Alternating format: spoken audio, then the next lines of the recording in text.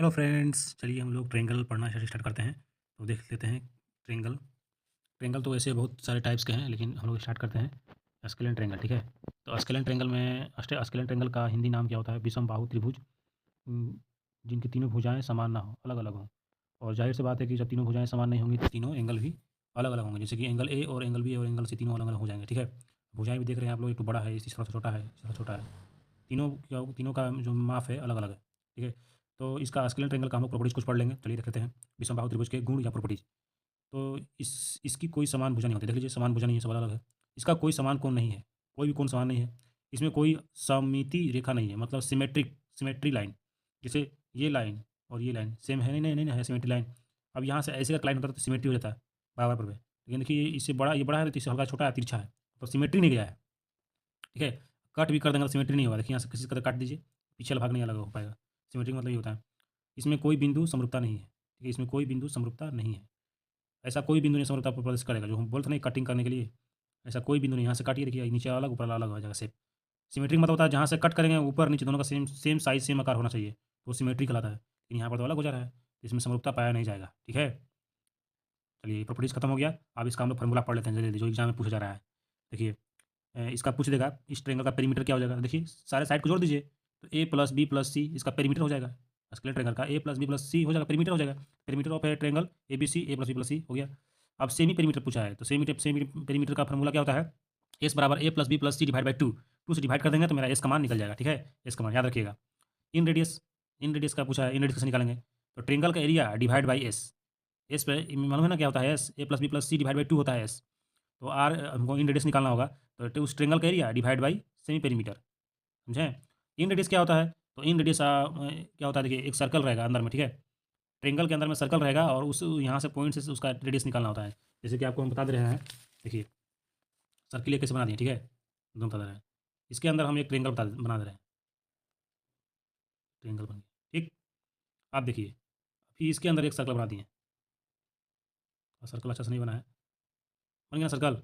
ये वाला सेंटर में हो गया। ठीक है, सेंटर हो गया। तो देखिए इस सेंटर का नाम दे दिए ओ, इस ट्रायंगल का नाम दे दिए ए बी सी। तो देखिए बी से ए से ओ को मिलाएंगे तो क्या निकला मेरा? ये रेडियस, बड़ा वाला सर्कल का रेडियस निकला, तो इसको हम लोग क्या बोलेंगे?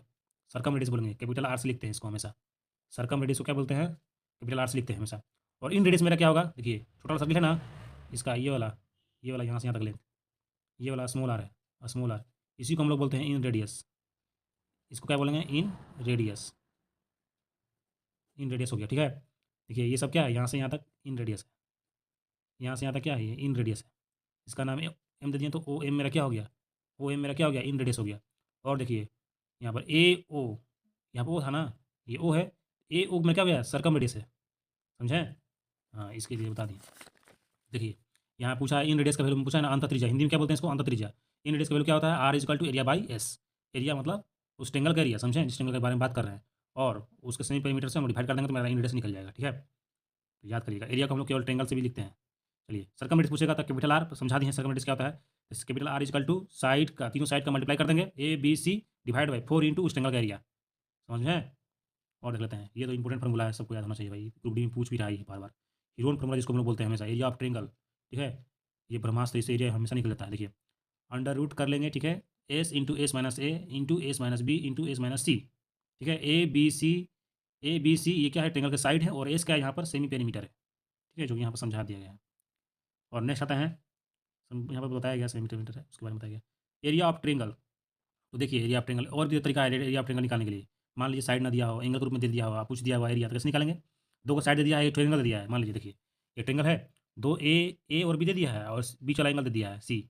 अब पूछ देगा एरिया, तो वहाँ पर हीरो नहीं लगाएंगे, वहाँ पर ये वाला फॉर्मूला लगाएंगे। देखिए यहाँ पर नीचे देखिए ट्रेंगल ए बी सी का area A 1/2 into B C sine A. देखिए बी और सी क्या है? साइड्स हैं, और बी और सी के बीच का एंगल क्या है? साइन ए है। देखिए यहाँ पर साइड बी और सी, बी और सी के बीच में एंगल ए है कि नहीं है ना? यहीं पे लिखा हुआ है साइन ए क्या है? एंगल ए है। ठीक है।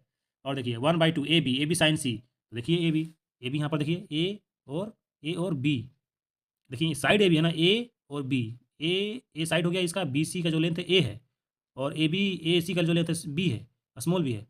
तो इसके बीच का एंगल क्या हो जाएगा? यहाँ पर सी हो जाएगा, तो इसको साइन ले लिया तो साइन सी हो गया। ठीक है। और ए सी साइन बी, ए सी किधर है, ए और सी, अब इसके बीच का एंगल साइन साइन बी हो गया, तो एरिया निकाल लेंगे। दो साइड दिया हो, दो साइड प्लस एक एंगल, तो एरिया निकल जाएगा। ठीक है, एरिया ऑफ ए ट्रेंगल और भी क्या है, तो भैया आर इंटू एस कर देंगे। ठीक है, इन रेडियस इंटू सेमी पेरीमीटर हो गया। और ट्रेंगल का एरिया और भी क्या है, तो ए बी सी बता दिए हैं ये पहले ही, ए बी सी का मल्टीप्लाई इंटू 4 आई, तो उसी वही इधर उधर नीचे आ गया है, आर यहाँ पर था, ट्रेंगल यहाँ पर आ गया। ठीक है, ऊपर में का दिया हुआ है आर, यहाँ पर देखिए, एरिया यहाँ पर चला गया, एरिया एरिया यहाँ पर चला गया, आर यहाँ पर आ गया, तो 4 आर हो गया, वही बात है, मान दिया गया है। ठीक है फ्रेंड्स, ये मेरा स्केलेन ट्रेंगल का प्रॉपर्टीज हो गया, देख लीजिए। और एक लास्ट आता है जो सबको मालूम होता है, ट्रेंगल का फार्मूला एरिया निकालने के लिए, देखिए 1/2, ठीक है, बेस इंटू हाइट। ठीक है, इस ट्रेंगल का मुझे निकालना होगा तो 1/2 बेस होगा इंटू हाइट होगा। ठीक है, अगर बेस ये वाला हो जाएगा तो मेरा हाइट ये वाला हो जाएगा, H3 हो जाएगा। ठीक है, देख लीजिए यहाँ पर H3 लिखा है, यहाँ पर H2 लिखा है, यहाँ पर H1 लिखा है। बेस मेरा कुछ भी तो हो सकता है, इसे समझा दिया गया है यहाँ पर, देख लीजिए। इसका रेशियो भी पूछ देता है, रेसिप्रोकल होता है हाइट, साइड का जो रेशियो होता है हाइट का रेसिप्रोकल होता है, समझें कि A/2, ये साइड दिया A/B/C इक्वल टू हाइट का 1/H1 is to 1/H2 is to 1/H3, तो चीज़ें दिमाग में रहनी चाहिए। देखिए यहाँ पर पूछा है, एक त्रिभुज के लिए जिसकी भुजाएं 13 सेंटीमीटर है, 14 सेंटीमीटर है और 15 सेंटीमीटर है, ज्ञात कीजिए त्रिभुज का क्षेत्रफल और त्रिभुज की अंतःत्रिज्या और त्रिभुज की परित्रिज्या। फ्रेंड्स, आप लोग इस क्वेश्चन को सोल्व करके कमेंट में बताइए कि इसका आंसर कितना कितना होगा। ठीक है, और जिसका आंसर सही होगा उसका उसका नाम लिया जाएगा। ठीक है, तो इस क्वेश्चन का आप लोग सॉल्व कीजिए और कमेंट में इसका आंसर दीजिए, तीनों का आंसर दीजिए। ठीक है, नीचे नहीं करेंगे, नीचे इसका सोल्व किया गया है, आप लोग सोल्व कीजिए। ठीक है, कोई फार्मूला यहाँ पर देखिए, कौन सा फार्मूला लगाइएगा, 3 साइड दिया हुआ है, एंगल की बात तो नहीं किया हुआ है, बस ह्यूरन फार्मूला लगा देंगे, Heron formula root S into S minus A into S minus B into S minus C हो गया। ठीक है फ्रेंड्स, आज का इतना ही, फिर नेक्स्ट क्लास में ट्रेंगल को आगे बढ़ाया जाएगा। Thank you friends.